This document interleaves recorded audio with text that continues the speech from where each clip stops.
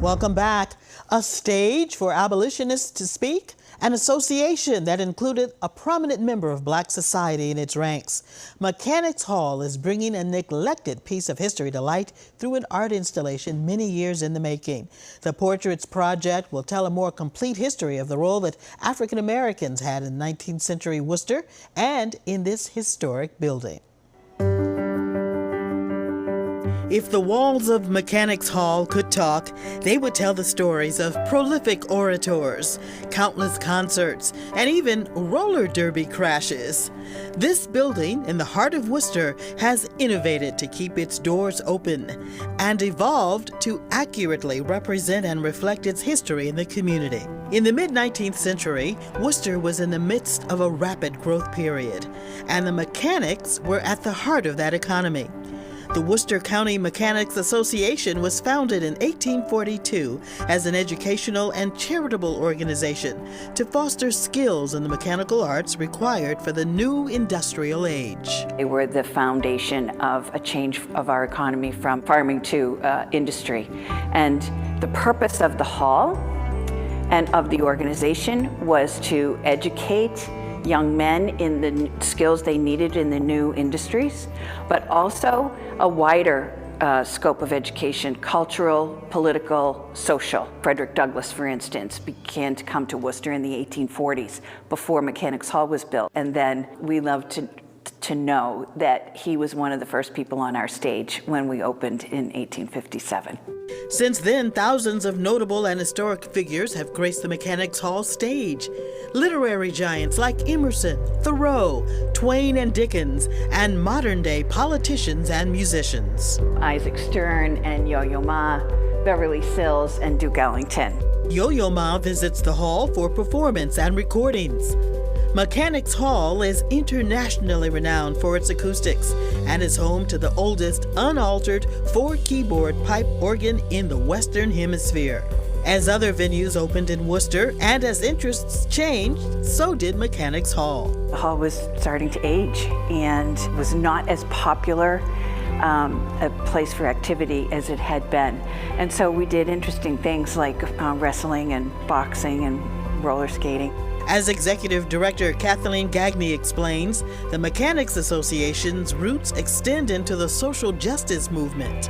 The mechanics were pretty progressive thinkers. I mean, they were innovators. They wanted to create things that were new and lasting. The mechanics were focused on 3 major social concerns: abolition, women's rights, and temperance. But it took some time for the walls of the Great Hall to reflect their values.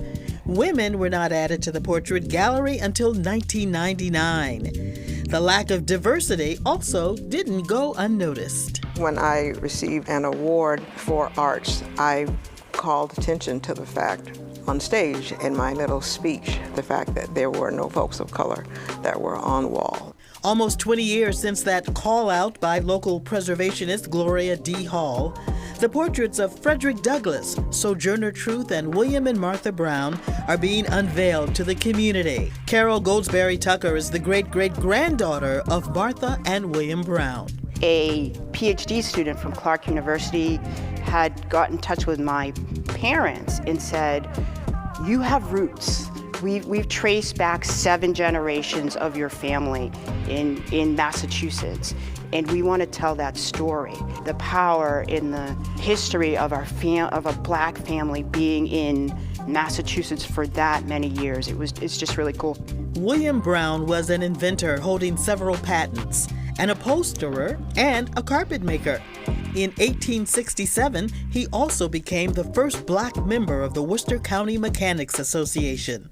His wife, Martha Tulip Lewis Brown, worked alongside him, and later their son Charles joined the family business. Growing up, my grandmother did talk about the fact that Frederick Douglass did visit that house a lot, and it was just kind of like a story. As we learned more, where they were able to look into information they had in the collection, we really were able to trace that back, that for sure, Frederick Douglass was friends with my great-great-grandparents. The Browns' descendants, the Goldsberry family, donated a collection to the American Antiquarian Society of what is now known as one of the earliest and largest intact 19th century libraries owned by a Black family. Brooklyn-based artist Brenda Zalmani incorporated details from this collection into the portrait. Books, the bookshelf, one of the important parts of my family, and in Palmer Ave was the piano. Learning about my great-great-grandfather's role in design, in furniture design, and in the curtain industry. So the patents that are in the portrait are really meaningful, and they're real. She had to do an incredible amount of research because there was no picture photos of them together. There aren't that many photos of Black couples from that period of time. To create a portrait of that size, she had done a large portrait in the past. She has not done one that large. As a matter of fact, she said she'd never do it again. The formidable portrait is 10.5 feet tall and 8 feet wide. When the portrait was revealed to my family, we were just blown away at the beauty and the imagery, the symbolism, and in every single piece of that portrait has a strong meaning, I think, back to my family and to the Browns. The Goldsberry family's connection to Mechanics Hall continues beyond the legacy of the Browns. Tucker noted that her wedding reception was held in Mechanics Hall. Her brother James currently serves on the Board of Trustees, as their parents, Doctors John Goldsberry and Dorista Goldsberry, did before him. The family, including Tucker's children, gathered for an early unveiling of the portraits. You often see famous men or men, and they are not able to do what they do if it were not for their wives. I just thought it was important to kind of have that and to show that, Black life, Black love, Black family. The new portraits stand out compared to the existing works, and that is by design. I've been in the hall for many, many years, and I was one who said, well, they need to be done in the 19th century style. And I said it more than once, until finally Gloria said, stop saying that. Because we're not in the 19th century, we're in the 21st century. And so I stopped saying it, and look at the result. They're just magnificent. Frederick Douglass' portrait is so powerful and beautiful. I'm so excited about it and really happy that Mechanics Hall was really willing to take that risk and that chance to do this kind of representation. Visual artist Iman Nisei Ime's use of modern-day symbolism, such as the book in Douglas' hand, The Audacity of Hope by Barack Obama, speak to how Gagne would like Mechanics Hall to be viewed by the next generation.